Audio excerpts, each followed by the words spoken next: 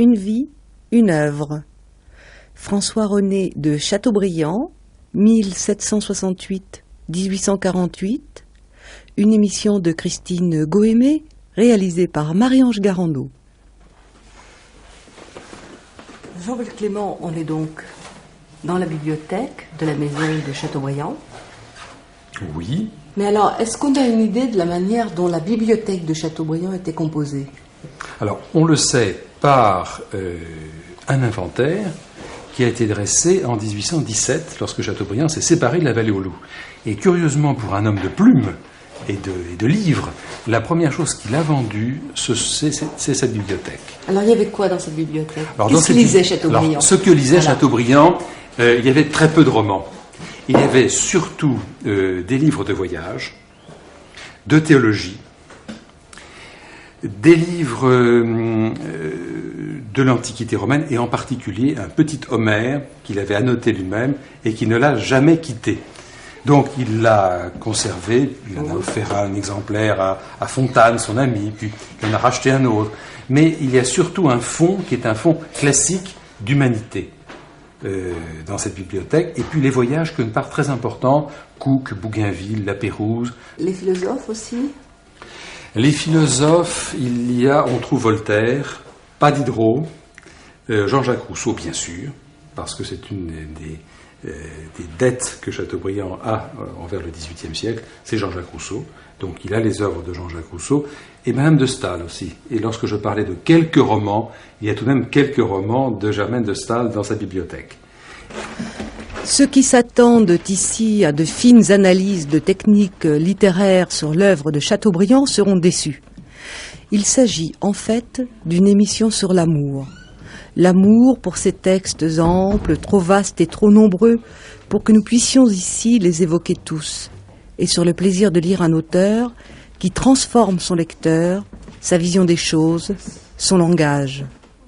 Chateaubriand libère nos façons d'être, de voir, de parler, de comprendre. Il amplifie tout. Il entraîne ceux qui le suivent dans des voyages vers des mondes multiples, inconnus, dans des temps et des espaces divers dont jamais un lecteur ne reviendra indemne. Je ne voudrais pas plagier une phrase célèbre, mais Jean-Paul Clément, Chateaubriand, combien de volumes? 27 volumes, plus les tables qui ont été établies par l'imprimeur. Et c'est les premières tables d'ailleurs que l'on trouve avec les différents index des auteurs ou des personnages cités dans les œuvres de Chateaubriand. Mais 27 volumes, je ne comprends pas les mémoires d'outre-tombe qui ont été publiées après. Car lorsqu'on parle des œuvres complètes, qui datent donc des années 1826-1831, on ne parle que des œuvres complètes, évidemment publiées en 1831. Or, les mémoires d'outre-tombe, par définition, et le nom l'indique, ont été publiées outre-tombe, c'est-à-dire après la mort de Chateaubriand. Oui, là, il avait une soixantaine d'années quand ces œuvres complètes... Exactement.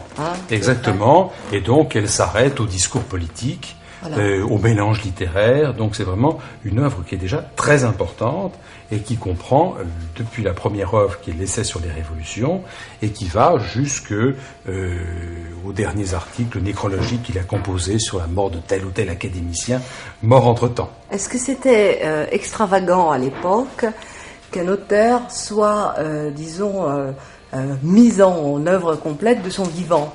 Les œuvres complètes, où vraiment Chateaubriand n'oublie aucun de ses articles, et pousse, ce qu'on lui a reproché d'ailleurs, de reprendre certains des articles et de les modifier, de les arranger un peu, de les réécrire. Voilà. C'est tout de même une nouveauté. Donc c'est en 1827. Oui, c'est une chose exceptionnelle. Pour des raisons qui tiennent aussi tout simplement à la gloire.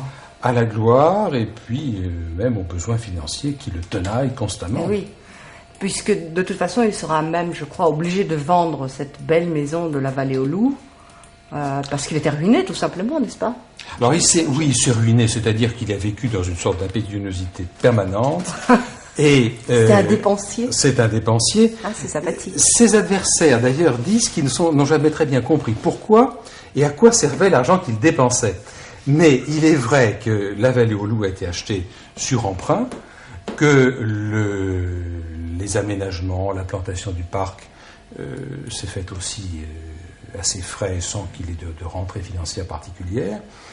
Les seules ressources permanentes qu'il pouvait escompter venaient de sa charge de ses fonctions de pair de France. Il était pair de France depuis 1815 et à ce titre, il touchait une pension de 14 000 francs. C'est un cadet de famille. Oui. Donc, c'est le frère aîné, puis son neveu, qui aura Combourg. Donc, il n'a pas de ressources particulières. Il devait entrer à l'ordre de Malte. La Révolution interrompt cette ambition, vient la briser court, et toutes ces ressources viendront de ses livres. Donc, il est à la fois... C'est un véritable homme de lettres au sens... C'est un véritable homme de lettres. C'est-à-dire, il vit de ses livres. Il vit de ses livres et il vit des quelques fonctions publiques qu'à certains moments il aura exercées. Voilà. Pair de France de 1815 à 1830.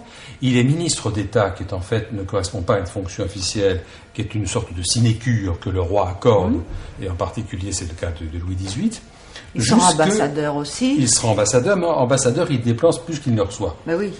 Et l'un de ses attachés d'ambassade, qui s'appelait Daussonville, c'est en 1828-1829, à Rome, dit que lorsqu'on apportait, il recevait de temps à autre des subsides du gouvernement, et c'était une sorte de bourse ouverte, et chacun y puisait. Alors, Madame de Chateaubriand pour ses bonnes œuvres, bien entendu, donc c'est formidable, ça. très pieuse. Un autre secrétaire pour ses besoins personnels. Chateaubriand aussi. Il n'y avait pas à proprement parler de comptabilité.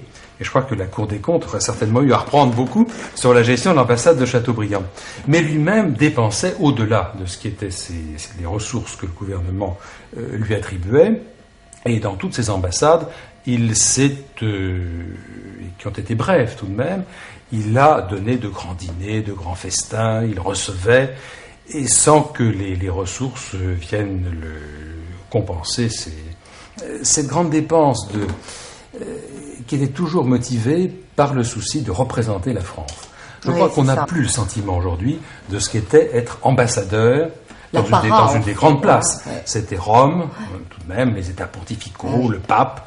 Il est là au moment d'un conclave, ce qui lui donne encore plus d'importance à le rôle de l'ambassadeur. C'est Londres qui est une des premières places diplomatiques de l'époque. Et qu'il l'est encore aujourd'hui. Et qu'il est encore aujourd'hui. Mais vraiment, il est ambassadeur. Les relations sont évidemment beaucoup plus lentes. Entre le ministère et puis l'ambassadeur qui est à Londres, et donc il représente la France. Oui, et du coup il a une responsabilité beaucoup plus importante. Il a une responsabilité beaucoup plus importante. Ces ambassadeurs-là ont véritablement un rôle politique que n'ont plus les ambassadeurs d'aujourd'hui. Qui ont le téléphone et qui peuvent régler les choses directement. Qui peuvent les régler, où on leur donne les instructions immédiatement. Alors que là, il avait effectivement une marge de manœuvre importante, et les ambassades de Chateaubriand ont toujours été pour lui des tremplins vers autre chose aussi, et en particulier pour Londres, vers le congrès de Vérone, qui est un des grands congrès qui suit le congrès de Vienne, donc en 1822, et vers les affaires étrangères, dont il sera ministre en 1823. Donc, il y reste 6 mois à Londres, le temps de montrer que la France a repris aussi sa place dans ce qu'on appelait le concert des nations, après les défaites de Waterloo, après l'humiliation subie. Eh bien, la France est de nouveau, recouvre sa puissance et sa gloire, et Chateaubriand est là pour la représenter. Alors, il dépense à tout va, et se retrouve endetté, sans compter que chaque fois qu'il est dans une ville ou dans une autre, il construit des monuments. Par exemple, lorsqu'il est à Rome, il construit un monument à la gloire du Poussin, car c'est un grand admirateur de Nicolas Poussin.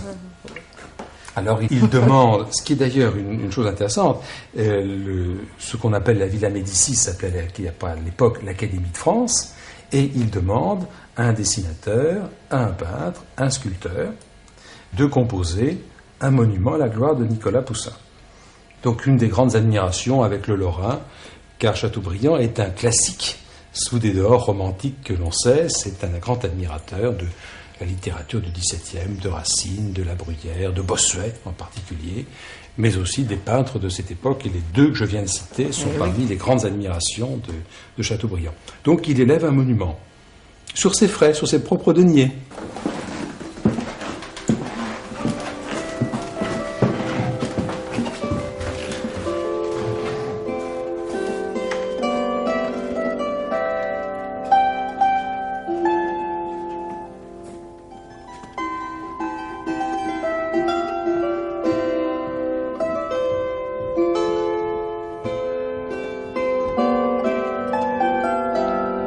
Jean Gilibert. Je vais vous lire Vie à Combourg, journée et soirée, qui est le 3e chapitre du début des Mémoires d'Outre-Tombe. Le calme morne du château de Combourg était augmenté par l'humeur taciturne et insociable de mon père. Au lieu de resserrer sa famille et ses gens autour de lui, il les avait dispersés à toutes les aires de vent de l'édifice. Sa chambre à coucher était placée dans la petite tour de l'Est et son cabinet dans la petite tour de l'Ouest. Les meubles de ce cabinet consistaient en 3 chaises de cuir noir et une table couverte de titres et de parchemins. Un arbre généalogique de la famille de Chateaubriand tapissait le manteau de la cheminée, et dans l'embrasure d'une fenêtre, on voyait toutes sortes d'armes depuis le pistolet jusqu'à l'espingole. L'appartement de ma mère régnait au-dessus de la grande salle, entre les 2 petites tours. Il était parqueté et orné de glaces de Venise à facettes. Ma sœur habitait un cabinet dépendant de l'appartement de ma mère. La femme de chambre couchait loin de là dans le corps de logis des grandes tours. Moi, j'étais niché dans une espèce de cellule isolée, au haut de la tourelle de l'escalier qui communiquait de la cour intérieure aux diverses parties du château. Au bas de cet escalier, le valet de chambre de mon père et les domestiques gisaient dans des caveaux voûtés, et la cuisinière tenait garnison dans la grosse tour de l'Ouest. Mon père se levait à 4 heures du matin, hiver comme été. Il venait dans la cour intérieure appeler et éveiller son valet de chambre à l'entrée de l'escalier de la tourelle. On lui apportait un peu de café à 5 heures. Il travaillait ensuite dans son cabinet jusqu'à midi. Ma mère et ma sœur déjeunaient chacune dans leur chambre à 8 heures du matin. Je n'avais aucune heure fixe, ni pour me lever, ni pour déjeuner.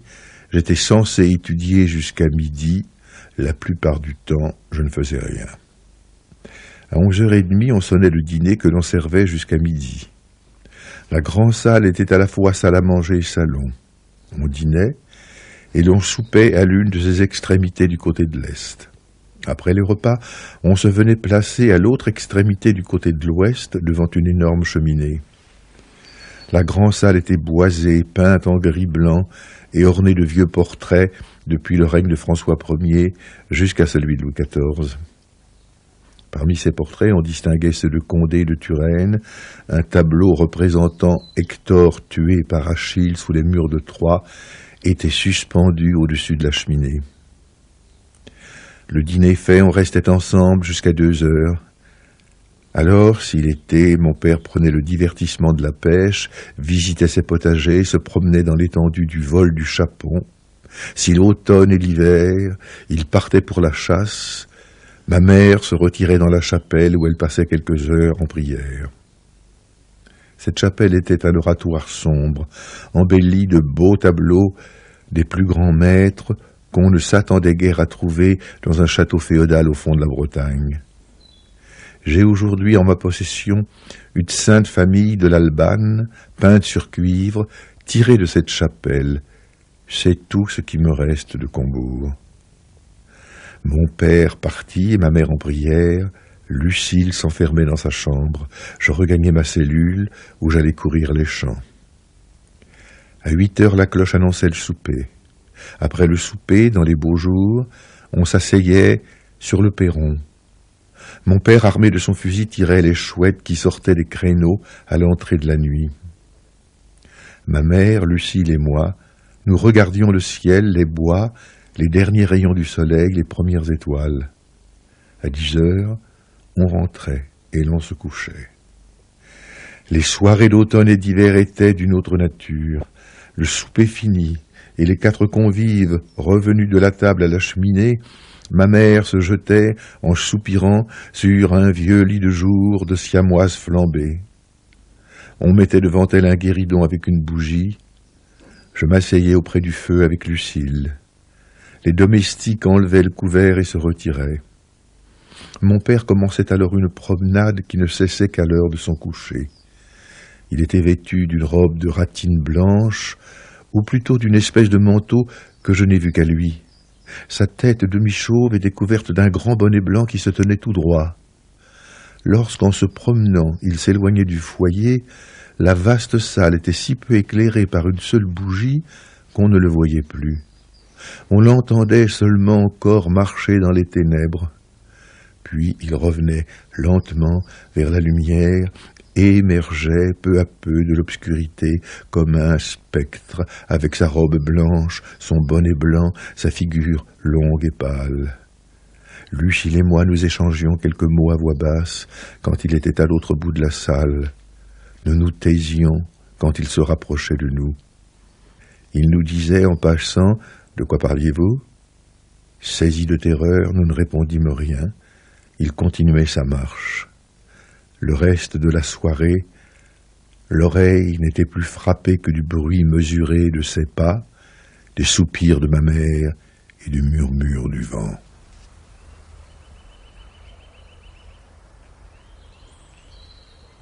Vous lisez souvent Chateaubriand, Jean Gilbert, vous avez même écrit sur vos lectures de Chateaubriand. Moi, oui, beaucoup. En fait, j'ai lu Chateaubriand très précocement, quand j'étais au collège, par un hasard de circonstances, un prof qui me l'a fait aimer, et puis je ne l'ai plus lu, comme ça arrive souvent, et puis je l'ai relu tardivement, relativement, vers la cinquantaine, et depuis, je n'ai cessé de le lire. Je ne dis pas que j'ai tout lu, hein. Le génie du christianisme, je ne le connais pas en entier. Mais j'ai beaucoup lu Chateaubriand, qui pour moi est avec Pascal l'écrivain français, de langue française le plus extraordinaire, et que c'est celui qui m'importe le plus.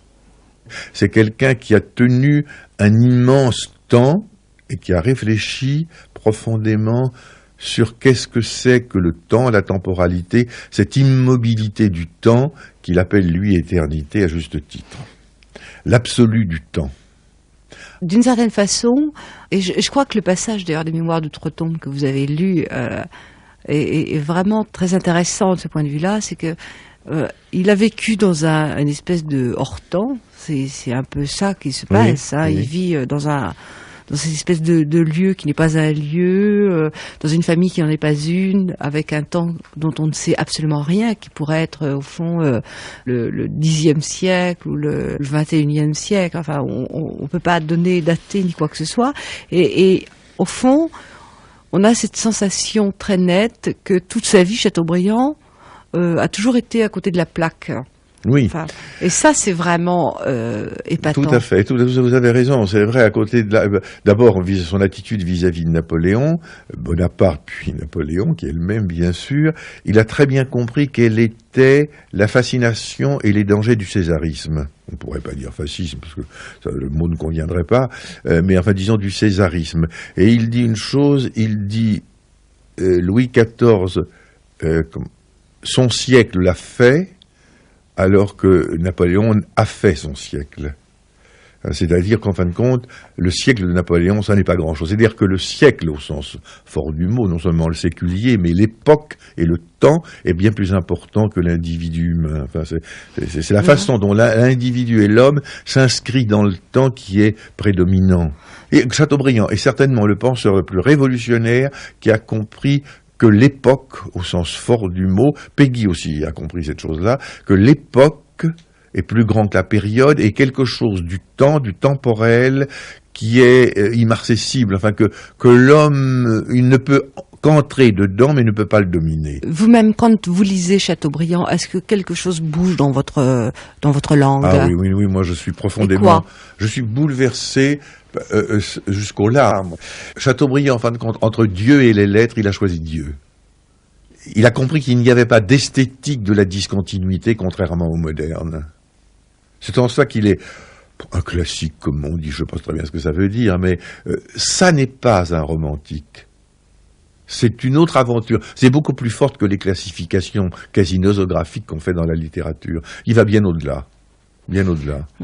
Quand vous dites qu'il choisit Dieu face aux lettres, au fond, ça veut dire qu'il ne se choisit pas lui-même. Oui, tout à fait. Chateaubriand, il est en fin de compte contre la littérature, alors qu'il paraît être le littérateur par excellence, en raison, en effet, de ce qu'on a appelé l'enchanteur, enfin, comment dirais-je, la phrase, enfin, la stylistique extraordinaire. Hein. Tout d'un coup, hop, c'est une écriture onirique. C'est une écriture absolument rêvée de songe.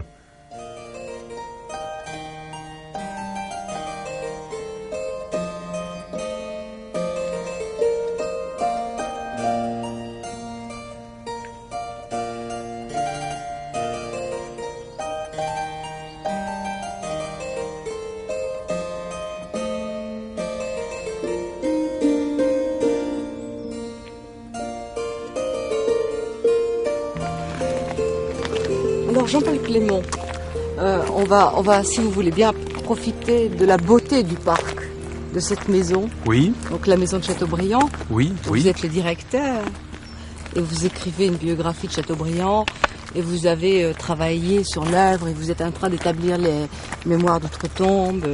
Donc vous connaissez tellement bien cette œuvre dont vous nous dites qu'elle est gigantesque. Ce qu'on pressent, mais enfin personne n'a vraiment lu entièrement Chateaubriand, peut-être en dehors de vous. Et je voulais vous demander comment il commence d'écrire Chateaubriand. Comment ça se passe? Je crois qu'il commence à composer, à écrire, sous l'influence de sa sœur Lucille, dont on a beaucoup parlé, qui est un personnage un peu déséquilibré, romantique avant la lettre, oui, mais qui est passionné de littérature, et toute la famille est passionnée de littérature, pas seulement lui, mais une autre sœur qu'on connaît beaucoup moins que Lucille, qui est Julie de Farcy, qui quitte sa province, qui quitte Fougères, et qui s'installe à Paris pour créer non pas un salon littéraire parce qu'elle n'est pas suffisamment connue, mais elle fait venir à elle les écrivains que Chateaubriand va rencontrer à la veille de la Révolution. Ce sont des noms qui ne disent plus rien à personne. Si je donne les noms de Ginguené, de Delisle de Sales, effectivement, Chamfort, oui, bien sûr, Chamfort, oui, mais c'est certainement le plus connu. Les autres, l'Harpe, peut-être encore, la style un souvenir. Mais ce sont vraiment les grands hommes, ce sont eux qui tiennent le haut du pavé à l'époque, et certains d'entre eux, encore des moindres, comme Fabre d'Églantine ou d'autres, ou Camille Desmoulins, deviendront des révolutionnaires, deviendront les hommes de la Révolution. Donc, Tocqueville a très bien dit d'ailleurs, les hommes de lettres étaient devenus tout dans la vie politique, sans doute parce que les hommes politiques eux-mêmes avaient un petit peu cessé de remplir leurs fonctions. Et donc, lorsque Chateaubriand arrive, être homme de lettres, être publié dans l'Almanach des Muses, c'est une sorte d'institution. Et publier un poème dans cet almanach, qui paraît tous les ans, comme son nom l'indique, eh bien, c'est déjà une consécration. On fait du bruit, on devient un personnage lorsqu'on a publié cela. On est un auteur reconnu. On est un auteur reconnu. Voilà. Et Chateaubriand, sous l'inspiration de sa sœur Lucille, va publier des poèmes qui sont inspirés de poètes anglais, comme Thomas Gray par exemple, et en particulier un poème sur les cimetières de campagne. Donc on est dans cette période bucolique, champêtre, on aime exalter la campagne, on est influencé par Jean-Jacques Rousseau, et donc il compose ce poème. Et il se croit poète, alors que sa vocation est ailleurs. Elle n'est pas dans la versification, elle n'est pas dans l'imitation des poètes du XVIIIe siècle. C'est quoi comme sorte de poète, Chateaubriand? C'est un bon poète ou pas? C'est pas un très bon poète. Ah bon? C'est pas un très bon poète. Il ne le reconnaîtra jamais vraiment, puisqu'il composera même une tragédie ici à la Vallée aux Loups, une tragédie qui s'appelle Moïse, qui est entièrement versifiée, dont on trouve quelques beaux effets inspirés d'Athalie, mais encore une fois, faut-il les chercher. Mais encore une fois, la poésie semble, la versification plus exactement, cette recherche constante de la rime riche, fait que son inspiration expire au bout de l'Alexandra. À cause de la contrainte, quoi. À cause de la contrainte. Donc, il est poète et il n'aura véritablement la révélation de sa vocation d'écrivain qu'en traversant l'Atlantique. C'est-à-dire que la révolution imminente va le jeter ou lui faire réaliser son rêve qui est de voyager. Il est tout de même de Saint-Malo, c'est une famille de marins, d'armateurs. Il va donc passer en Amérique, et de là, il va rapporter, si je puis dire, la première moisson, une œuvre gigantesque dont il ne publiera d'ailleurs que des fragments inachevés, mais déjà très importants, dans ce cycle des Natchez. Ce cycle des Natchez ne paraîtra que dans les années 1826-1827, mais il en aura détaché auparavant 2 fragments qui sont les signes avant-coureurs de l'essai sur les révolutions, c'est Atala et René. Et Atala et René paraissent au tout début du XIXe siècle et vraiment donnent le branle au sentiment romantique. Le vague des passions apparaît à cette époque-là.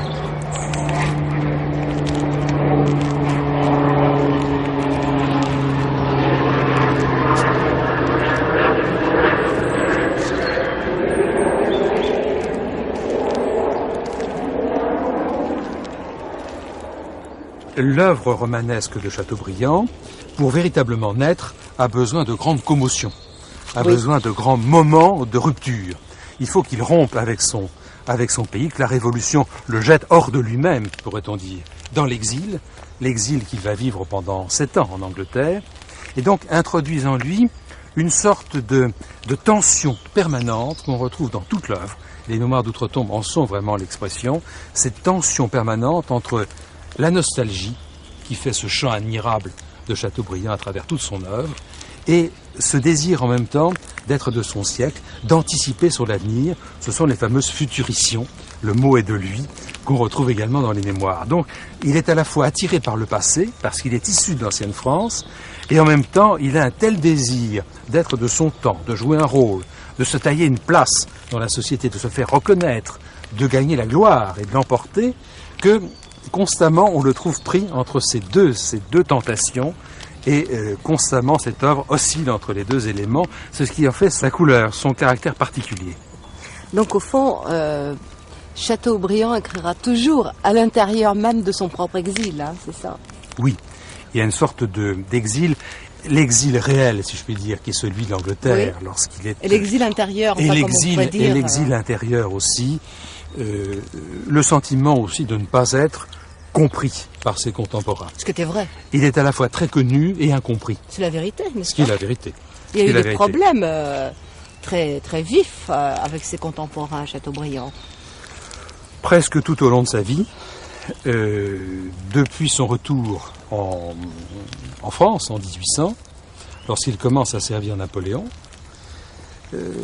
comme d'autres d'ailleurs, et même il va dédicacer son génie du christianisme à Napoléon, pour s'en séparer.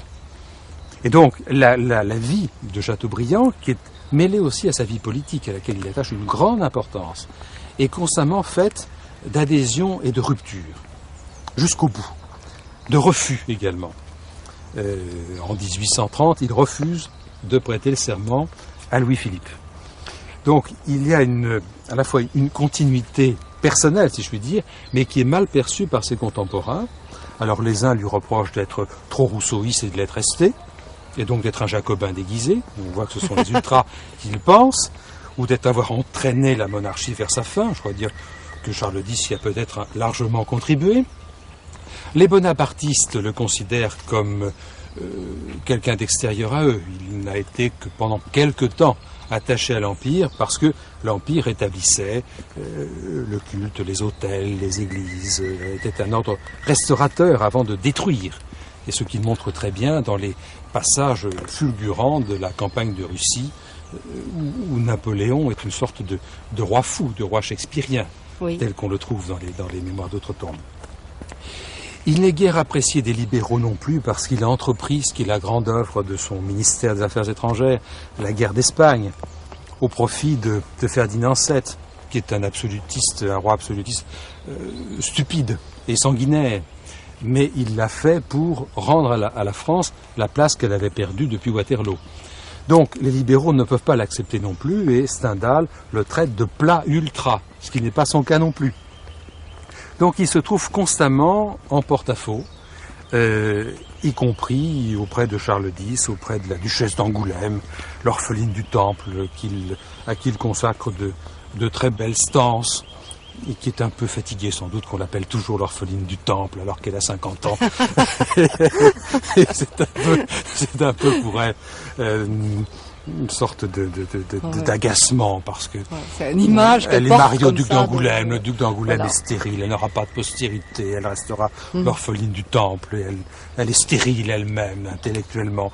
Et donc Chateaubriand à la fois est attaché à cette dynastie, ne la ménage guère, et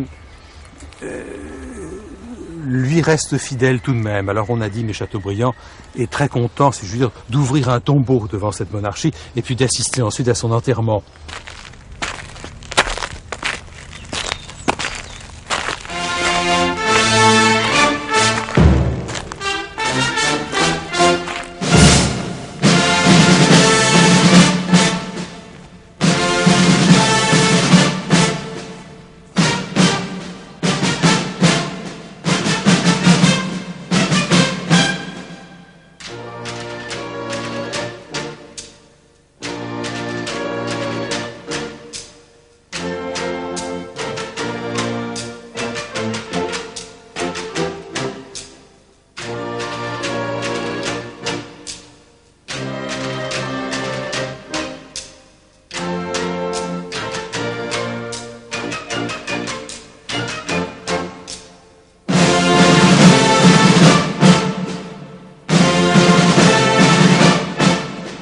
C'est Napoléon, le personnage vraiment central de l'œuvre de Chateaubriand. Alors voilà une drôle d'histoire de haine et d'amour mêlé, Christian Jambet. Je lirai, si vous voulez, un texte de Chateaubriand qui, à mon avis, pointe ce qui est chez lui son sentiment principal à l'égard de l'empereur. C'est le début du livre 25e des Mémoires d'Outre-Tombe, alors qu'il en a fini avec le récit de l'épopée napoléonienne et qu'il fait le bilan de la transition, du passage qu'il interprète en réalité comme une rupture entre cette épopée extrêmement rapide et à ses yeux contradictoire, à la fois héroïque et calamiteuse, et le rétablissement des Bourbons. Voilà ce qu'il écrit. Retomber de Bonaparte et de l'Empire à ce qui les a suivis, c'est tomber de la réalité dans le néant, du sommet d'une montagne dans un gouffre. Tout n'est-il pas terminé avec Napoléon? Aurais-je dû parler d'autre chose? Quel personnage peut intéresser en dehors de lui? De qui et de quoi peut-il être question après un pareil homme? Dante a eu seul le droit de s'associer aux grands poètes qu'il rencontre dans les régions d'une autre vie. Comment nommer Louis XVIII en place de l'empereur? Je rougis en pensant qu'il me faut nasillonner à cette heure d'une foule d'infimes créatures dont je fais partie, êtres douteux et nocturnes que nous fûmes d'une scène dont le large soleil avait disparu. Il n'a pas toujours écrit ce genre de choses, n'est-ce pas En fait, il a toujours écrit ce genre de choses, tout en écrivant très souvent le contraire. Je crois qu'on peut distinguer une admiration constante pour celui qui, à ses yeux, symbolise une époque dont il parle, en règle générale, ici au passé, comme d'une époque de grandeur inégalable. Mais d'un autre côté, il en parle au fond comme d'un monstre, c'est-à-dire comme d'un homme à la fois surnaturel et contre nature, sacrifiant la France et le monde à son désir de grandeur et coupable à tous égards devant le tribunal de l'équité, de la morale et de la liberté. Il en parle à la fois comme d'un tyran et du seul sujet politique digne d'attention entre les deux siècles. De sorte que, d'une part, il ne cesse de dire sa fidélité à l'égard des Bourbons, et d'autre part, il considère au fond que les Bourbons sont finis, que la royauté légitime n'est plus de mise et que l'État moderne en a pris le relais. Et au fond, il se fait l'historien de cette émergence de l'État moderne sur les ruines de ce que lui considère comme l'objet de sa fidélité. De sorte que son amour irait légitimement aux Bourbons, mais va contre cette même fidélité à celui qui, à la suite de la Révolution, enterre un monde auquel Chateaubriand reste attaché par toutes ses fibres, mais dont il sait qu'il est désormais révolu. Alors ça, c'est un aspect, pourrait-on dire, du conflit intérieur de Chateaubriand à l'égard de Napoléon. L'autre aspect, c'est un aspect plus politique.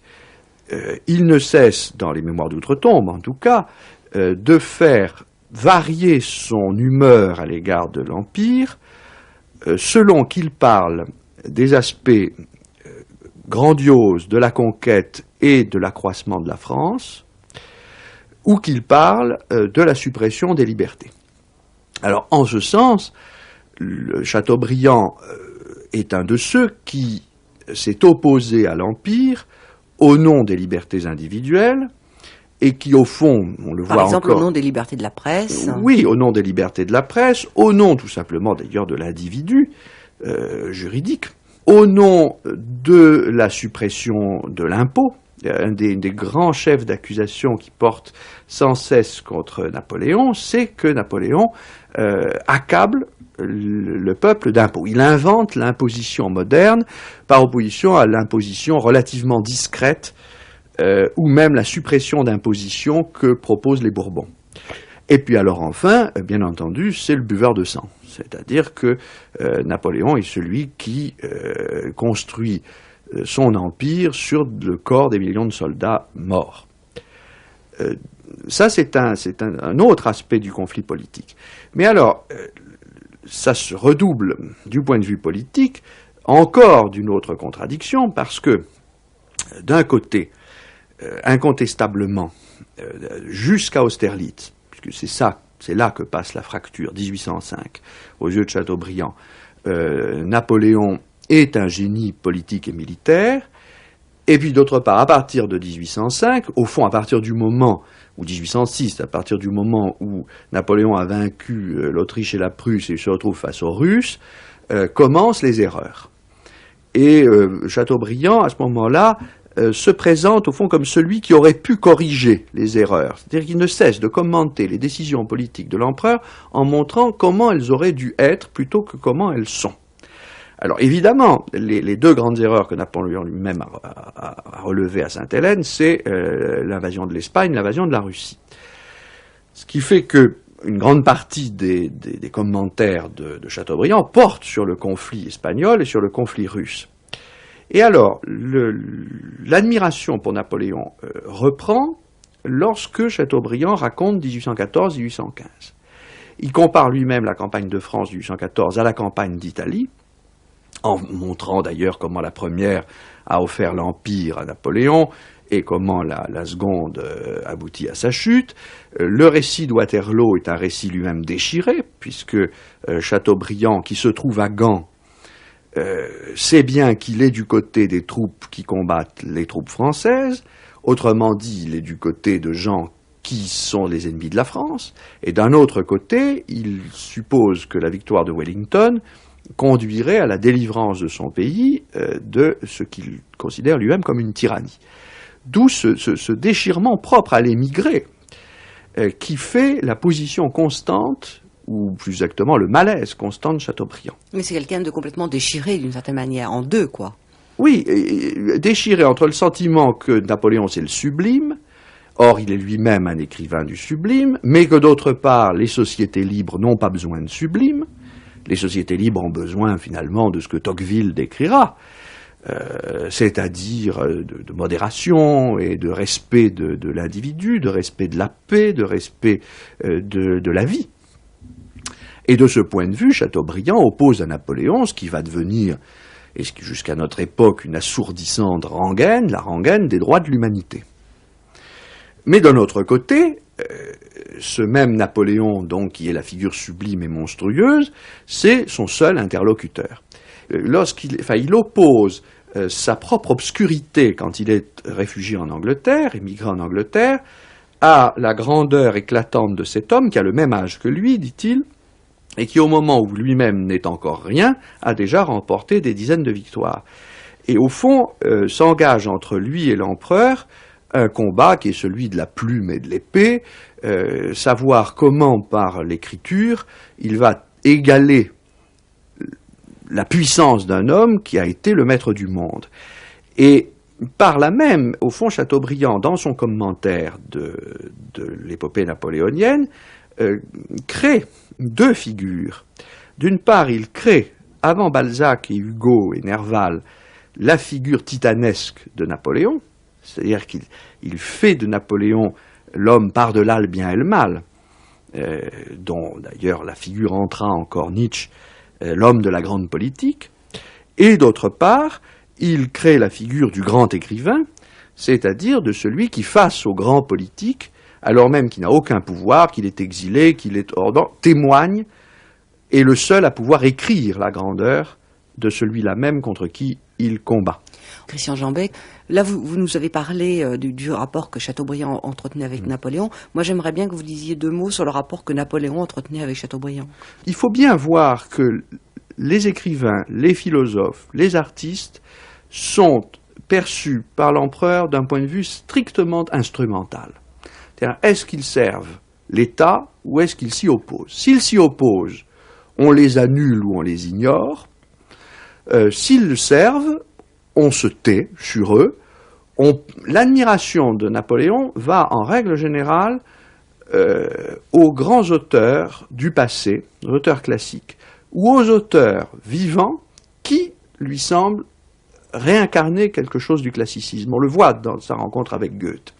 Donc, l'écrivain n'a d'intérêt que dans la mesure où il accompagne de sa prose ou de ses vers ce qui a lieu dans le réel, c'est-à-dire là où le destin se noue, dans la politique.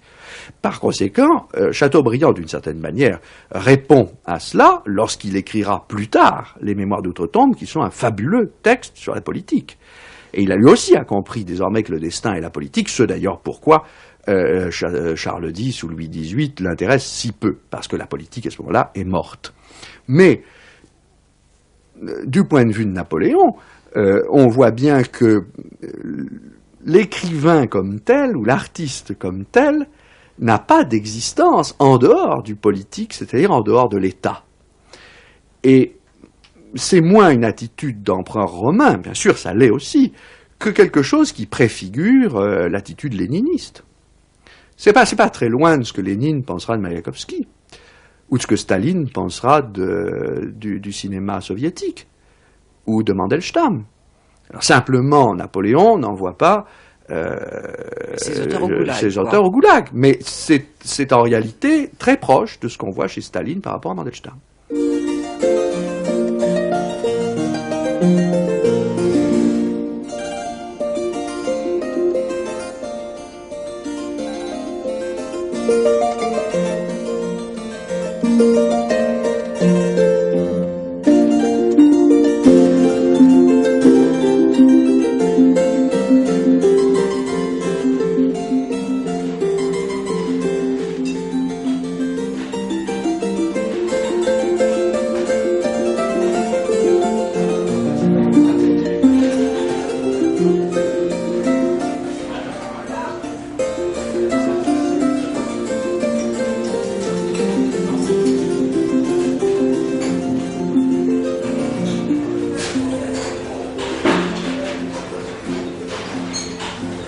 La Révolution m'aurait entraîné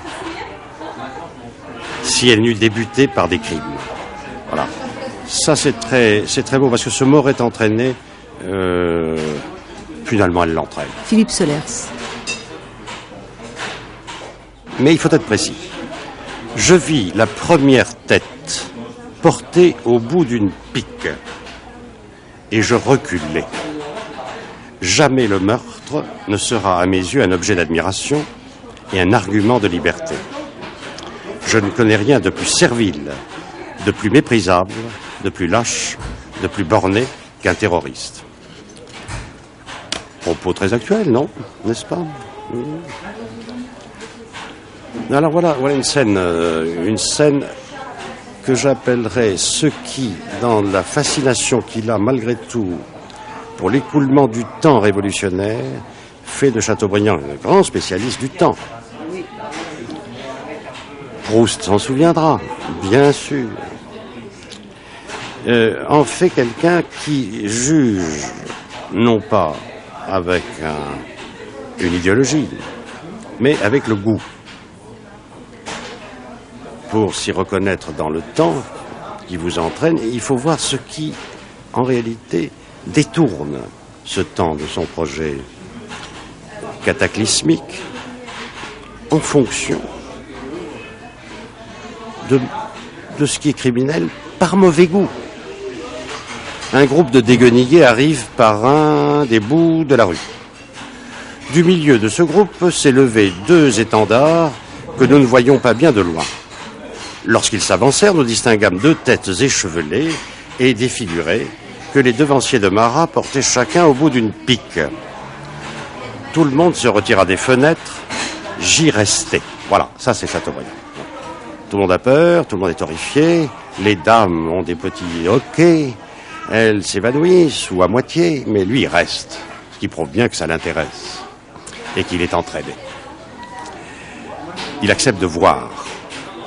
Les assassins s'arrêtèrent devant moi, me tendirent les piques en chantant. Il faut voir la scène. Donc, ce sont des têtes. Voilà, vous allez voir la précision de la description. me tendirent les piques en chantant, en faisant des gambades, en sautant pour approcher de mon visage les pâles effigies. L'œil d'une de ces têtes, sorti de son orbite, descendait sur le visage obscur du mort. La pique traversait la bouche ouverte dont les dents mordaient le fer. Ces têtes et d'autres que je rencontrai bientôt après changèrent mes dispositions politiques. J'eus horreur des festins de cannibales et l'idée de quitter la France pour quelques pays lointains germa dans mon esprit. Et hop, aux États-Unis. Il reviendra, et alors là, il n'y a plus tellement ces espèces de scènes de gambades avec des têtes coupées. C'est étrange quand même que le peuple le plus civilisé de la planète se soit retrouvé dans des bacchanales de ce genre. C'est très intéressant. Il faut prendre ça par le goût, pas par la politique. Alors le voilà quand même, le grand Chateaubriand.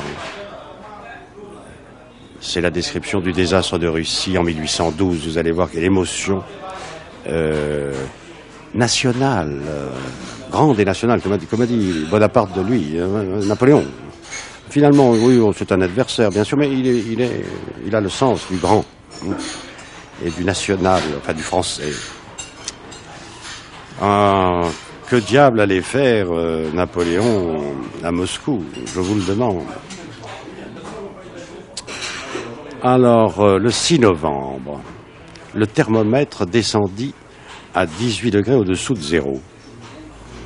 Tout disparaît sous la blancheur universelle. Regardez comme c'est bien fait. Hop, passé simple, présent. Le 6 novembre, le thermomètre descendit à 18 degrés au-dessous de zéro, 2 points. Tout disparaît sous la blancheur universelle. Ça, vous voyez, ça c'est écrit. Les soldats, sans chaussures, sentent leurs pieds mourir. Leurs doigts, violâtres et roidis, laissent échapper le mousquet dont le toucher brûle. Leurs cheveux se hérissent de givre, leurs barbes de leur haleine congelée. Leurs méchants habits deviennent une casaque de verglas. Ils tombent, la neige les couvre. Ils forment sur le sol de petits sillons de tombeaux. On ne sait plus de quel côté les fleuves coulent. On est obligé de casser la glace pour apprendre à quel orient il faut se diriger.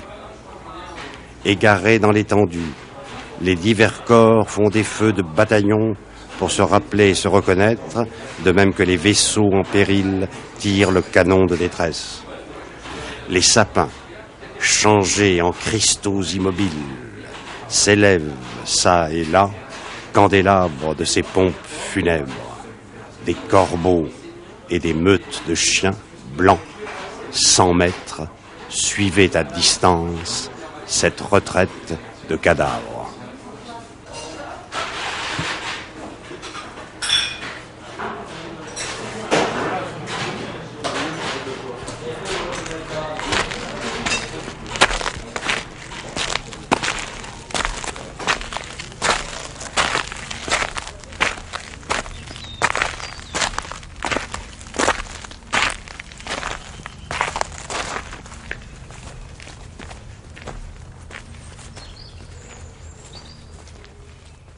Chaque femme occupe dans la, si je puis dire, la voie lactée amoureuse de Chateaubriand une place particulière. Et bien souvent, ce sont plus des... Pauline de Beaumont représente pour lui la femme d'Ancien Régime, qui représente tout le raffinement du XVIIIe siècle. Et c'est cela qu'il aime en elle. Nathalie Noailles, c'est à la fois un personnage qui a beaucoup de qualités, qui est peintre, qui est écrivain, qui a une femme douée, propriétaire de Méréville, qui est le sourire d'une docte fée, c'est Nathalie Noailles. Delphine de Custine, toutes ces femmes d'ailleurs venant un petit peu de ce qu'on appelait une sorte d'héritage d'échafaud. Leur père, leur fils ou leur mari sont morts sur l'échafaud. Elles ont toute une une singularité, elles sont intéressantes en tant que telles, et leur correspondance le rend très bien. Chateaubriand, lui, n'est pas, je disais que ce n'était pas un grand versificateur, ce n'est pas non plus un épistolier hors pair.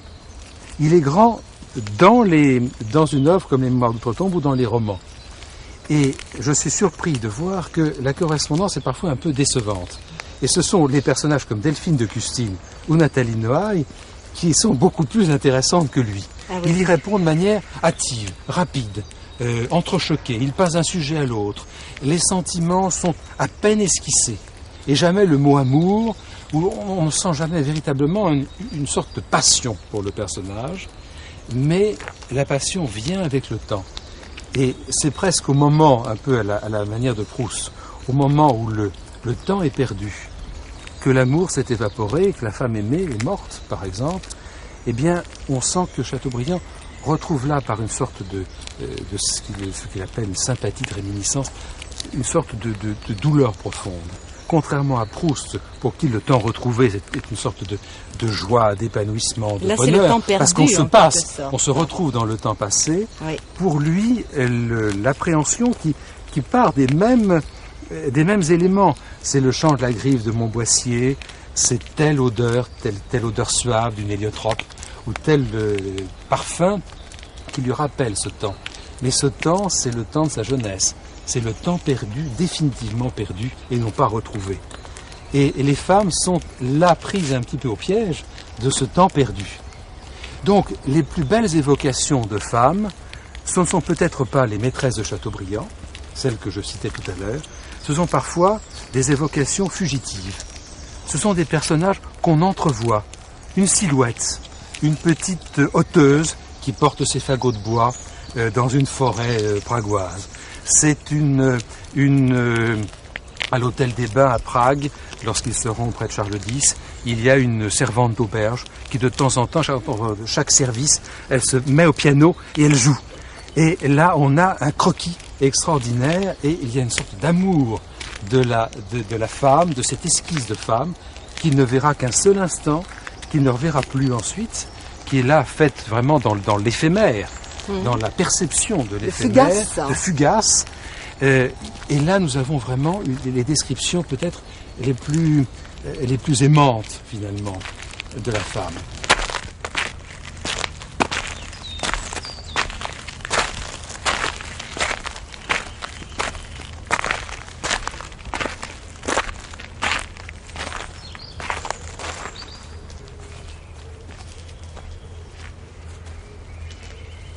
Paul-Louis Rossi, vous êtes écrivain et poète, et vous êtes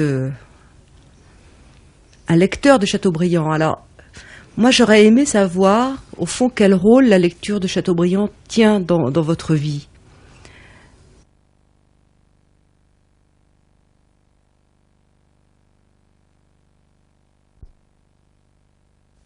Alors d'abord, c'est tout de même un auteur qu'on a lu très tôt dans notre éducation. Moi, j'ai dû apprendre quand même des pages entières des Martyrs ou des Mémoires d'Outre-Tombe. Et alors, pendant très longtemps, disons qu'on a abandonné Chateaubriand, comme on a abandonné beaucoup de choses. Et alors, maintenant, à partir d'un certain moment de la vie, on a recommencé, par exemple, de lire attentivement les Mémoires d'Outre-Tombe, qui est un livre absolument admirable. Et à partir de ce moment de la redécouverte, les choses, il y a des réminiscences, quoi. C'est-à-dire, on retrouve l'idée de la Véleda, enfin les passages de René, enfin, etc. Oui. Est-ce que vous pensez, Paul-Louis Rossi, que, d'une certaine manière, Chateaubriand a marqué vos façons de lire le français et de parler français? De parler, je ne sais pas, je n'oserais pas dire une chose comme ça, parce que son langage devait être admirable. Le grand style du XVIIIe est admirable. C'est la langue de Rousseau. Et nous, on doit parler un jargon impossible. Donc je ne dirais pas en parlant. C'est plutôt dans l'écriture que c'est repérable, et pas seulement chez moi, pas seulement dans ce que j'écris, bien que je ne le sache pas. Je veux dire, je ne cherche pas à faire Chateaubriand, mais par exemple, il y a une admiration de Flaubert pour Chateaubriand. Ça, on ne sait pas ça. Et alors, l'autre jour, je pense que dans une conversation que nous avions eue, nous parlions d'André Breton, et tout à coup, je me suis dit, mais je me suis levé, je crois, pas au milieu de la nuit, mais alors que j'étais déjà couché il écrit quand même dans le premier manifeste Chateaubriand et surréalisme dans l'exotisme. Oui. Donc c'est une manière de rythmer au fond le français. C'est une admirable langue, et en plus ce n'est pas une langue pompeuse, pas du tout, parce qu'il a l'idée de ce qui est populaire aussi, curieusement. Moi je pense que s'il réussit si bien, c'est parce qu'il n'est pas en manque. Alors, il se promène dans cette langue qu'il s'est inventée, au fond, qui est une prose somptueuse, qui est très très proche, effectivement, de la poésie. C'est un des rares exemples où on peut dire que c'est très très proche d'une forme poétique. C'est parce que ce sont des versets, et en plus, à l'intérieur, il y a des choses qui sont quasiment prosodiques, quoi, où il y a une prosodie proche de ce qu'on pourrait appeler la poésie. Et alors il se promène là-dedans avec tout le registre dont il est capable, sans préjugés au fond, sans préjugés. Il est capable d'écrire effectivement, comme vous dites, cette langue somptueuse et en même temps de se comporter avec la liberté de quelqu'un qui n'écrit pas d'une certaine façon. Moi je trouve que plus je le lis, et plus je le trouve très anticonformiste. Il devait être... je ne sais pas, je ne veux pas discuter de ça, mais politiquement il devait être assez odieux. Je ne sais pas, puisqu'il a fait aussi une carrière politique, au fond. Mais dans sa littérature, et je suppose dans ses propos, quand il conversait, il est d'une énorme liberté. On voit qu'il n'a pas de préjugés, qu'il est très libre à l'intérieur de lui-même et de ce qu'il écrit, évidemment. Oui. Mais qu'est-ce que vous aimez, par exemple, dans Chateaubriand ? Est-ce que ça vous dérangerait de nous lire un passage ? Si vous permettez, je vais vous lire un texte. vous me direz si je suis trop long. Et celui-là, c'est un texte, curieusement, que je n'avais pas vu. Je veux dire, je l'avais vu, mais je n'avais pas intégré personnellement. Parce que comme il m'est très souvent arrivé de citer Chateaubriand, il y a des passages, évidemment, que je connais assez bien. Et celui-là, je ne le connais pas. Et je l'ai trouvé grâce à vous, parce que j'ai cherché un petit peu ce que j'allais pouvoir lire. Et alors celui-là, je le trouve très surprenant. Et il est encore à Saint-Pierre-et-Miquelon, probablement. Enfin, il est près de Terre-Neuve, n'est-ce pas ? Un matin, j'étais allé seul au cap à l'Aigle pour voir se lever le soleil du côté de la France. Là, une eau yémale formait une cascade dont le dernier bond atteignait la mer. Je m'assis au ressaut d'une roche, les pieds pendants sur la vague qui déferlait au bas de la falaise.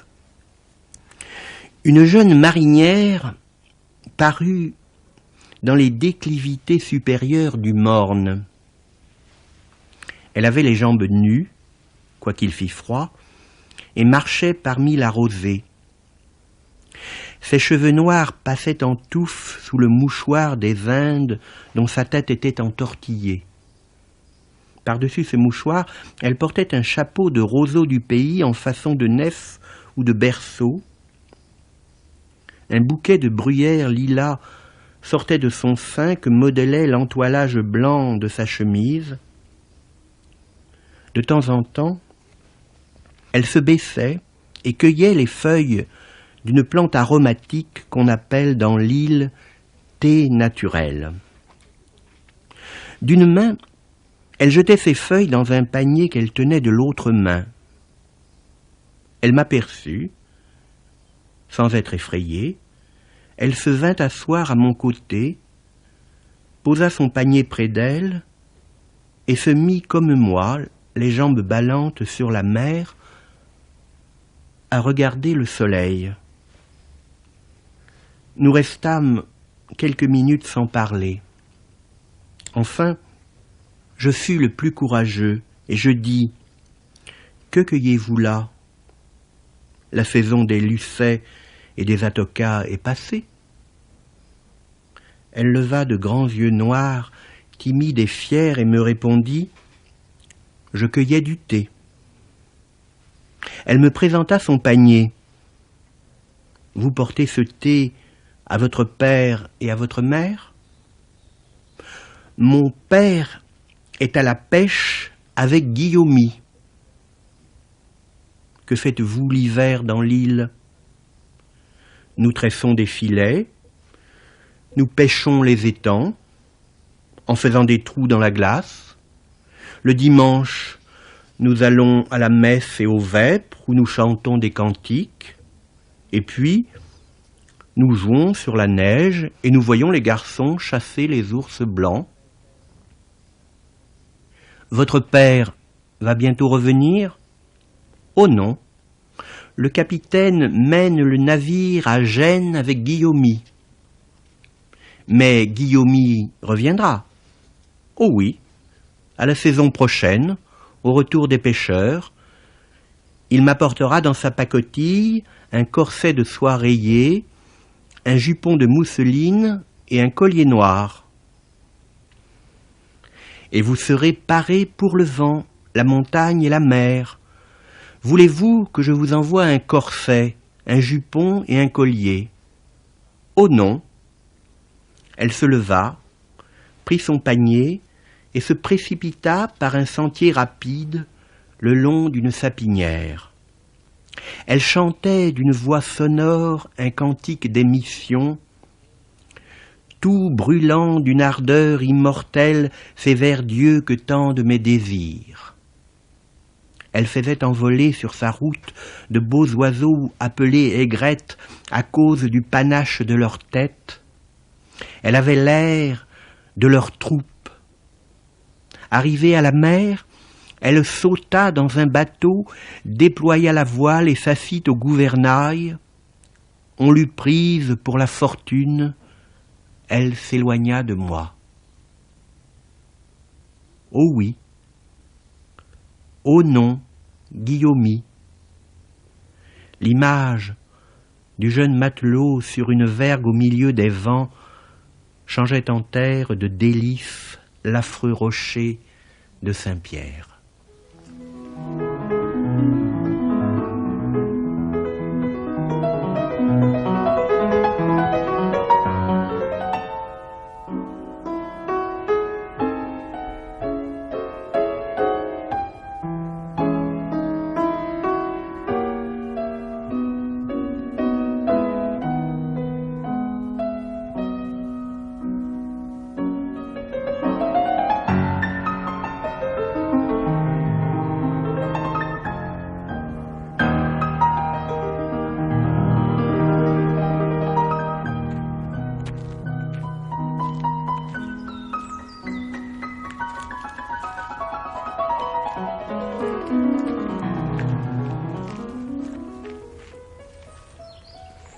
Pour parler un peu de Madame Récamier, est-ce qu'elle aurait joué un rôle dans le fait qu'à la fin de sa vie, Chateaubriand ait quand même réécrit un certain nombre de textes? Oh oui.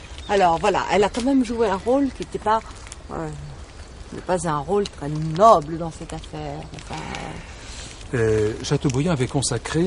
Oui, parce que j'ai pas osé prononcer le mot de censure à propos de Madame Récamier, mais enfin, tout de même, c'est peut-être un peu l'idée qui vient. Pression oui. Tendre et amicale, Voilà. mais non beaucoup plus efficace, sur Chateaubriand, qui a retranché une partie de ce qu'il avait écrit. Il avait en particulier consacré, dans cette grande cathédrale qui sont les Mares de Toton, une chapelle, c'est-à-dire de grand développement, à Madame Récamier. Donc il avait essayé de tracer son portrait, dont elle n'était jamais contente d'ailleurs. Et une partie de ce texte a disparu. De même qu'il avait écrit le Congrès de Vérone, qui était en fait une pièce rapportée aux Mémoires d'Outre-Tombe, qui était donc toute la vie politique, les affaires étrangères, sous la Restauration, qui ont été coupées de plus de moitié, non pas par Madame Récamier, mais par des amis de Chateaubriand, d'anciens diplomates. Il ne fallait surtout pas citer tel ou tel qui était encore vivant, telle audace de style. Et ce qui est frappant de voir, c'est que même dans l'édition, la première édition Penaud de 1849 certaines audaces de style. Et puisque nous sommes au printemps, il utilisait le verbe printanier pour parler des arbres et des arbustes. C'est beau. Eh bien, le mot a été censuré Ah. à l'époque parce qu'on l'a retrouvé archaïque et on l'a remplacé par verdir. Bien. Donc, il y a une sorte de conformisme à la fois stylistique, moral, intellectuel, qui pèse sur les mémoires d'outre-tombe et qui ont certainement, nous avons retrouvé certains éléments, certains manuscrits antérieurs qui ont été retrouvés dans le manuscrit de Genève, mais nous avons peut-être perdu certains éléments de ces mémoires d'outre-tombe parce qu'ils ont été censurés par le petit groupe de l'abbaye au bois, avec Madame Récamier comme une grande prêtresse, et qui est devenue finalement il y a une formule de Marie-Jeanne Dury qui a écrit une très belle vieillesse de Chateaubriand, et elle dit l'abbaye au bois était une sorte de culte monothéiste de Chateaubriand. Ah oui. Mais la prêtresse se donne des droits sur l'œuvre et sur le Dieu, ou le demi-dieu qui siège en son sein. Et je crois que c'est un reproche que l'on peut faire à Madame Récamier, c'est d'avoir un peu trop cédé au conformisme moral et bourgeois de son temps.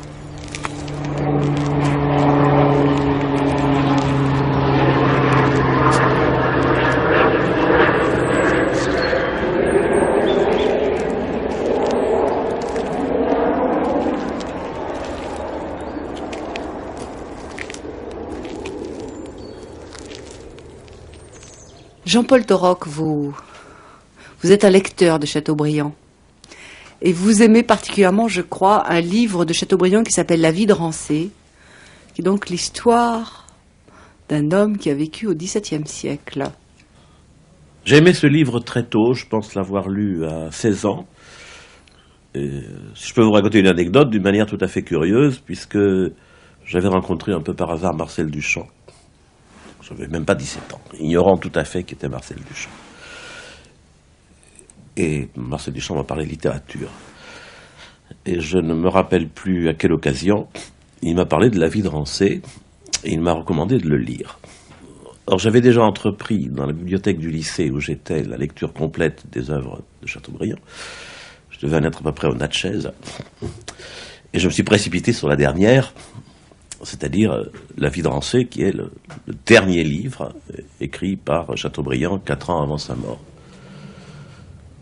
Évidemment, ça a été un éblouissement total qui s'est perpétué, je dois dire, jusqu'à ce jour. C'est-à-dire que c'est un livre que je relis très souvent. Pour expliquer cet amour que vous avez et de Chateaubriand et plus précisément de La vie de Rancé, vous pourriez peut-être nous en lire un extrait, comme ça on l'aurait dans l'oreille. Oui, je vais vous lire un extrait, mais c'est très difficile de lire un extrait parce que c'est un livre qui procède par éclair en quelque sorte. C'est-à-dire que je crois qu'il est important de dire qu'il s'agit d'une commande, que Chateaubriand, dans sa vieillesse, a renoncé à tout, y compris à la littérature, et que c'est son directeur de conscience, l'abbé Séguin, son confesseur, qui, comme pénitence, va lui demander d'écrire une biographie de l'abbé de Rancé. C'est lui qui a restauré la trappe. L'ordre de Saint-Benoît s'était très dégradé à cette époque, et comme de par ses héritages, il était héréditairement abbé de la Trappe, il a rejoint la Trappe, effectivement, il est vraiment le créateur de la Trappe d'aujourd'hui, c'est-à-dire qu'il a restauré l'ordre de Saint-Benoît dans toute sa rigueur. Alors évidemment, derrière, il y a Huysmans, Léon Blois, et beaucoup de choses qui procèdent de cette refondation de la Trappe par l'abbé de Rancé. Visiblement, il ne connaît pas très bien Rancé au départ, et en l'écrivant, alors au début, c'est vraiment une commande, il fait une biographie, c'est-à-dire une compilation de 2 ou 3 livres qui ont été écrits sur l'abbé de Rancé, dont le livre de Le Nain, et c'est vraiment une compilation, c'est-à-dire qu'il recopie. Oui. Et puis tout à coup, il s'aperçoit, et c'est très difficile, ça se passe progressivement, tout à coup, que l'abbé de Rancé, d'une certaine manière, c'est lui. Et il y a une sorte de divination de cet abbé Séguin qui vraiment lui a donné à écrire le livre où il allait peut-être pouvoir s'exprimer le plus profondément à travers un personnage dont il s'aperçoit avec effarement qu'il est lui-même. Et à partir de là, il y a un glissement dans le texte. Il ne s'agit plus de l'abbé de Rancé, il s'agit d'une vie imaginaire de l'abbé de Rancé qui devient la vie réelle de Chateaubriand. Et c'est pour ça que c'est difficile de choisir un extrait, parce que ça s'opère par glissement imperceptible. Le livre est entièrement fait sur la déviation ou la divagation. C'est-à-dire, il y a des moments où Chateaubriand recopie scrupuleusement les renseignements qu'on possède sur l'abbé de Rancé. Tout à coup, il déraille complètement. Soit qu'il se met à parler de lui, ouais, soit que le livre divague, aux deux sens du mot, c'est-à-dire qu'il sort sans cesse du texte, Chateaubriand sort sans cesse du texte, et en même temps, il court la campagne. Ce qui fait que le livre va être parcouru par des espèces de leitmotifs, au sens musical du mot, qui n'ont plus rien à voir avec le sujet initial. Le leitmotiv principal, c'est évidemment la mort, qui est vraiment le thème récurrent, mais on a également des leitmotifs très curieux comme l'Orient. C'est-à-dire que tout à coup, il y a des phrases tout à fait admirables, orientales de timbre, et qui font appel à un ailleurs, comme ça, qui n'a strictement plus rien à voir avec le texte original. Je peux essayer de vous donner un exemple. Oui. Je veux dire, à partir du moment où on quitte le ton habituel de la compilation biographique, et où on se met à parler d'autre chose. Donc il va raconter la vie de Rancé. Bien entendu, il s'aperçoit que Rancé a exactement eu la même vie que lui. C'est-à-dire que Rancé est de très noble famille, on l'a destiné à la carrière ecclésiastique, il a été tonsure à l'âge de 9 ans, donc il a reçu un héritage des tas de prieurés, des abbayes et des choses comme ça. Bien sûr, il a une enfance, une jeunesse très dissolue. Il est extrêmement érudit, il lit couramment le grec à l'âge de 10 ans, il fréquente un peu plus âgé tout le salon de l'hôtel de Rambouillet, tous les milieux intellectuels, artistiques de l'époque, on peut dire, et voilà. Donc nous sommes au moment où Rancé va se retirer à la Trappe, et Chateaubriand, tout à fait classiquement, va décrire le monastère, enfin l'abbaye de la Trappe, dans la région du Perche. Donc il commence tout à fait dans le style de la biographie descriptive. L'abbaye de la Trappe n'était point fortifiée à l'instar d'autres monastères, de qui les abbés, comme à Bon de Paris, menaient vaillamment les mains. Aussi, pendant les 2 siècles que les Anglais ravagèrent la France, la Trappe fut pillée plusieurs fois, notamment dans l'année 1410. D'après les Pouillés, l'abbaye possédait les terres rouges, les bois de Grimont, le chemin aux chênes de Beyrouth, les bruyères, les 9 étangs et les ruisseaux qui en sortent. Par où passait le chemin aux chênes de Beyrouth? D'où venait l'immortalité de ce chêne, immortalité qui ne dépassait pas son ombre? Les bruyères s'étendant vers cet horizon sont-elles les mêmes que celles mentionnées au Pouillet? Je viens de les traverser.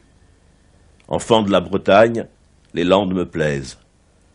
Leur fleur d'indigence est la seule qui ne se soit pas fanée à ma boutonnière. Là s'élevait peut-être le manoir de la Châtelaine.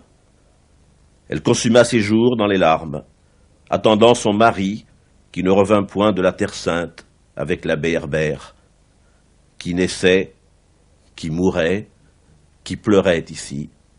Silence. Des oiseaux au haut du ciel volent vers d'autres climats. L'œil cherche, dans les débris de la forêt du Perche, les campaniles abattus. Il ne reste plus que quelques clochetons de chaume. Bien que Dessings annonce encore la prière du soir, on n'entend plus à travers le brouillard retentir cette cloche nommée à Aubrac, la cloche des perdus, qui rappelle les errants, errantès révoca. Meurt d'autrefois, vous ne renaîtrez pas. Et si vous renaissiez, retrouveriez-vous le charme dont vous apparaît votre poussière. Je crois que c'est un exemple admirable de cette espèce de cheminement de la pensée qui est très proche de ce que les surréalistes appelleront plus tard l'écriture automatique, puisqu'il décrit... Il procède par association, d'une certaine façon. Par façon. association d'idées complètement alogiques, hein, Et en même temps, avec ce style qui donne une unité à tous ces éléments disparates, et c'est tout un processus de métamorphose, de transformation. Alors, il cite les terres que possédait l'abbaye, il tombe sur le chemin aux chênes de Beyrouth. Alors, et puis après, on se retrouve en Bretagne ensuite. C'est Beyrouth, oui. Et tout à coup se surimpressionnent les paysages de Bretagne. Hein, et la Terre Sainte. Et la Terre Sainte qui revient. Les campaniles qui se surimpressionnent à la forêt du Perche, qui se surimpressionnent au meule de foin. Hein, et puis, alors, il y a tout ce cheminement comme ça. Et puis tout à coup, il y a l'apothéose de la dernière phrase, qui n'a plus d'ailleurs aucun rapport non plus logique avec le reste. C'est meurt d'autrefois, vous ne renaîtrez pas, et si vous renaissiez, retrouveriez-vous le charme dont vous apparaît votre poussière. Alors évidemment, c'est très troublant de le lire. Une espèce de vertige qui vous prend, de trouble profond, parce que... Presque un trouble spatial, hein, au fond. On est tout d'un coup temporel et spatial. Et temporel. Ouais. Parce qu'il mélange non seulement tous les paysages, mais toutes les époques. Et à un moment, il a un incident où il s'aperçoit qu'il est en train de tout mélanger, et c'est juste une incise dans une phrase, entre parenthèses, et il dit « Je suis moi-même le temps ».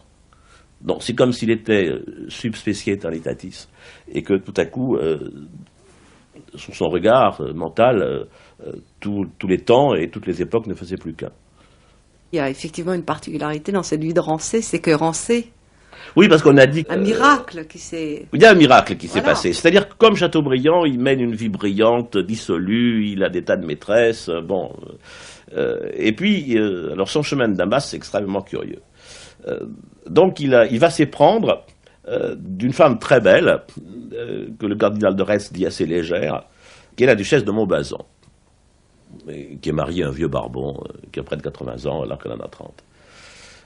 Je pense qu'il a une liaison avec elle vivant de son mari, enfin ça c'est pas très grave à l'époque. Le mari meurt et il poursuit cette liaison avec elle. L'histoire ne dit pas s'il continue à voir d'autres femmes, mais je pense que Chateaubriand pense également que non, il lui est d'une certaine manière fidèle et elle aussi. Il est très attaché à elle. Et il a une terre près du château de la duchesse de Montbazon, Marie de Montbazon. Et donc ils se fréquentent en voisin, également en amant bien sûr. Et un jour qu'il est parti à la chasse, il passe près du château de son amante et il décide de lui rendre visite. C'est la fin de l'après-midi, le parc est désert, il s'approche du château, il entre, le hall du château est désert, il appelle les domestiques, pas de domestiques.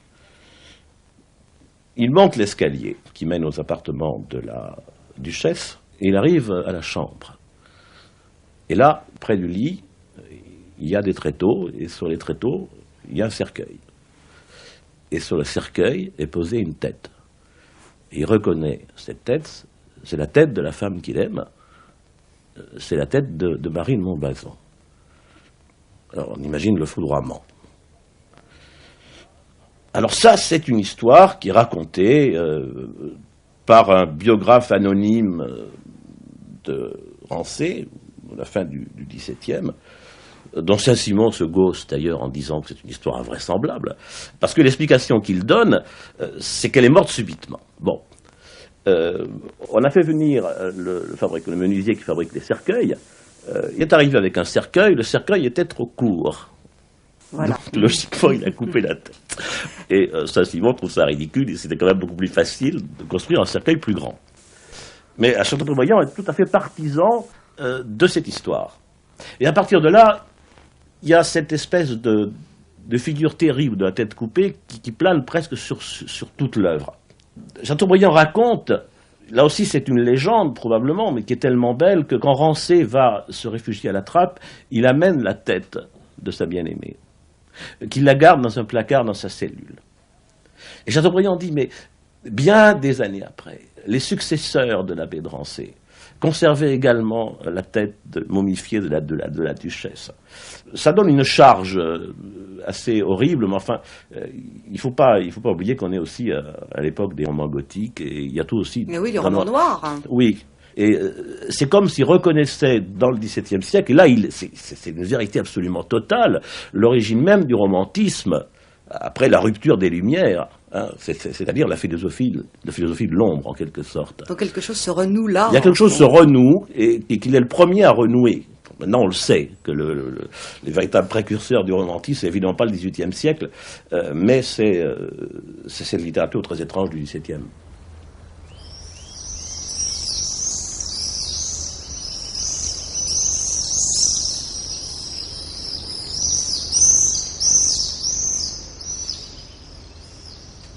Nous sommes ici dans un parc, on a entendu quelques oiseaux. Ce parc de la Vallée aux Loups, eh bien ce parc a été planté par Chateaubriand.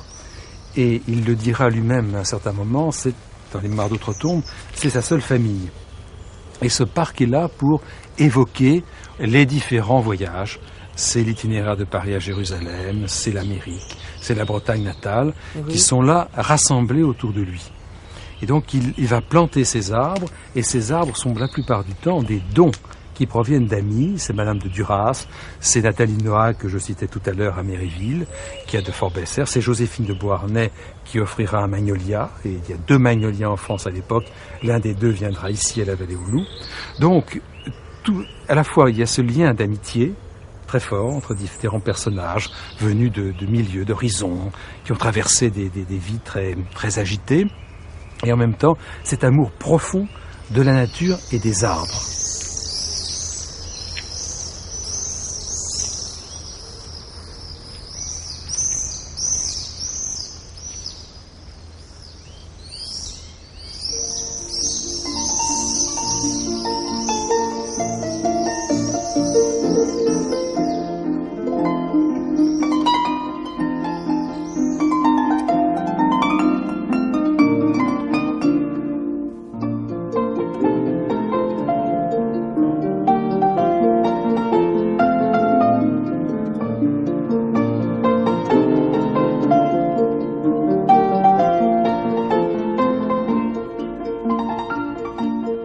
Une vie, une œuvre. François-René de Chateaubriand, 1768-1848. Avec Jean-Paul Clément, Jean Gilibert, Christian Jambet, Philippe Solers, Paul-Louis Rossi, Jean-Paul Torroc. Mixage Étienne Roulette, Julien Douminc. C'était une émission de Christine Goémé, réalisée par Marie-Ange Garandot.